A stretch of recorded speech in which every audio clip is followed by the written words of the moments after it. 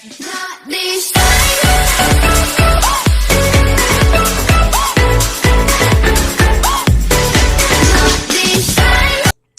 afternoon, everyone, and welcome back to the Fantasy 420, where today we are going to be discussing some DFS or daily fantasy sports baseball practice for the 2019 season. I just started doing DFS baseball, and it's really fun, and I'm going to be going over what I think are the important DFS baseball factors to consider in the games that I've won some money in. Today we'll be using draft.com. They're mostly known for their best ball games, but they also do daily, and I have some money on this account. So we're going to go ahead and use this instead of FanDuel, DraftKings, or another popular daily site. So the first bit of advice I want to give you before you enter your DFS baseball draft is to go over here and go to Edit Rankings. Obviously, this is our lobby.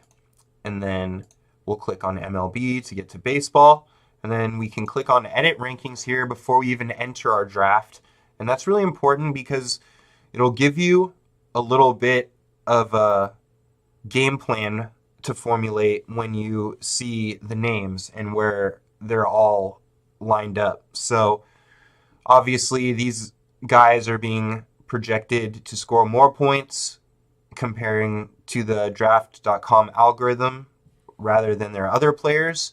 So we're going to want to see which starting pitchers we would want to acquire, and then our fallback options for them, which outfielders we want to acquire, fallback options, and then infield obviously as well. And this is just really important because when things go wrong and you only have 30 seconds to draft, you're going to need to know your alternate route. So in my experience, limited with DFS, you always target your starting pitcher, and you should focus on a strikeout pitcher. Those are guaranteed outs. They also give you a point, which is as much as an inning pitched, which is pretty crazy. The best way to win that I've noticed so far is picking which starting pitcher you want, picking the matchup he's against with the worst lineup, hitting obviously the better, and then strikeouts weigh obviously really heavily into that. If you have a really good strikeout pitcher and he's having a harder matchup, I'd probably take him just because he could score more points on his own rather than hoping for a win or something other than that he can't really control. So without further ado, let's go to the lobby and let's try to enter a draft here. It says we have a 3-person draft available, and it does work out. So obviously got the pick number 1. We're in a 3-team league. The draft is going to start in 50 seconds.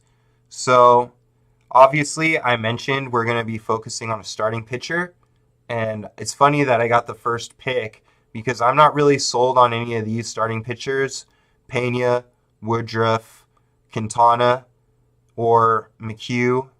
I think I'd rather just go ahead, take Christian Yelich, who has been absolutely on fire. He's probably the closest thing to guaranteed points that a hitter can get.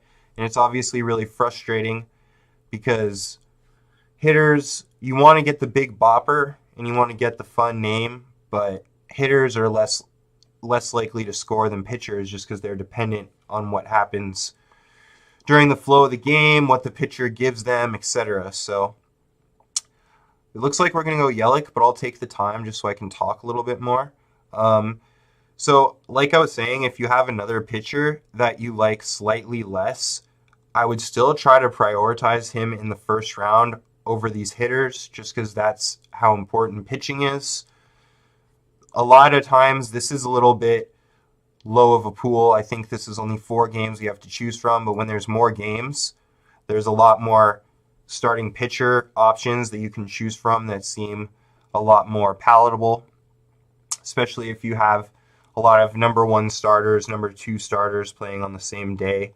It doesn't matter if you don't get the first one, but I would still try to target the second or third or even fourth one in the first round still. So if I don't get my starting pitcher, Then I like to go for hitters who hit in 2 through 4 in order to maximize their opportunity.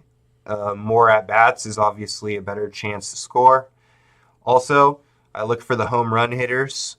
The largest scoring for a hitter is a home run, and it's also a guaranteed run or an RBI, and those also provide you points. So it's really good to prioritize somebody who can hit a home run. I was thinking about Pena if he came back.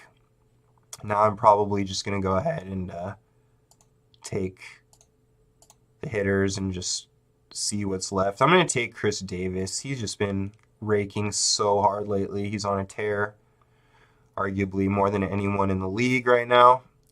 And then I also really like Javier Baez. He provides pop, stolen bases, hits really high in the lineup. So I'll just go ahead, target Javier Baez. Also, I like to target players who are really hot at that moment. Baseball is obviously a sport where you can get hot. It's not like football. There's a lot of games that are being played back to back to back, so players can get streaky and they can win you a week if they're being really hot. So also another thing I wanted to mention is scroll down. There's a lot of names that can come up that would seem better than the players they're going to give you. Not necessarily with this draft as much, but names like Nolan Arenado, Paul Goldschmidt, those guys are usually lower down the list than most, so it's sometimes good to look. I'm going to go ahead and pick Matt Chapman. Go ahead and hopefully get another home run hitter in there. And then I'm going to focus on my pitcher finally.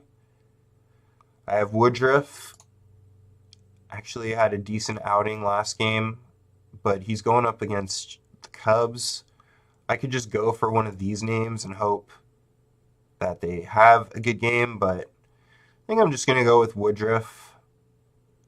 Hopefully he has a good game. Milwaukee provides him some offense. I have Yelich, so if Yelich and him have a good day, then I have a really high chance to win. It's obviously decent to go ahead and pick multiple players on the same team. So that way, if your team has a really good game, then there's a really chance you're going to win. Also, I just wanted to say, you got to see which hitters are facing which pitchers. That's also another really important thing. Obviously, this was a little bit smaller of a draft. I didn't have time to micromanage as much, but it's good when you're deciding between a hitter or two to see which one is facing a weaker pitcher, and then that would definitely help tilt my argument over in their side. But other than that, everybody, it's been a pleasure bringing you a video today.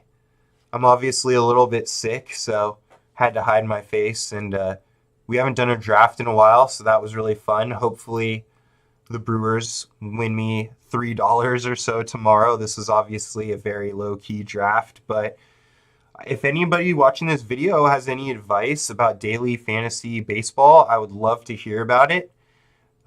If any experts have any advice, something that they think that would be valuable for me to know, it's just really fun. I love checking my phone, being updated on it throughout the day. You can choose which players you want at which times, so then you can have fun throughout the day. It's just really fun. So I encourage everybody to do fantasy daily. It's a little bit less likely you're going to win just because it's a one-shot, no free agency, nothing you can do to overtake somebody in a trade, but they're just really fun to just throw a few dollars in on the day, watch throughout the entire day, and be entertained. So thanks for watching, everybody.